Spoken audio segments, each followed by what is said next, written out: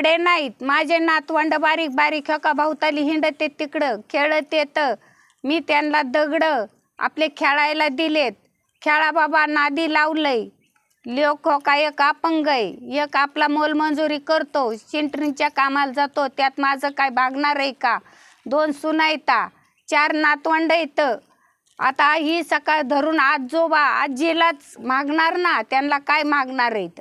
ह्यांनी माझ्या कुटुंबाकड सगळ्यांना लक्ष द्यावे. शेतकऱ्यांची माझी एकटीची म्हणत नाही, सगळ्या शेतकऱ्यांची अंधारात दिवाळी चालली, सगळ्या शेतकऱ्यांना उजेडात दिवाळीला काय ना फुल नाही फुलाची फाकळी दिलीच पाहिजेत. मराठवाड्यातल्या शेतकऱ्यांची अवस्था अतिशय वाईट आहे. दिवाळी म्हटलं की शेतकऱ्यांच्या घरी वेगळाच आनंद असतो, पण यंदाची दिवाळी शेतकऱ्यांच्या आयुष्यात अंधार घेऊन येणारी ठरली आहे.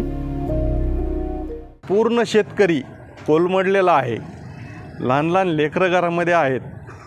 आज जर पाहिलं कुठल्याही किराणा दुकानात गेल्या तर आज कुठंही शेतकरी दिसत नाही, कुठल्याही कापड मार्केटमध्ये तुम्हाला शेतकरी दिसत नाही. त्यामुळं ह्या सरकारचा आम्ही जाहीर निषेध करतो.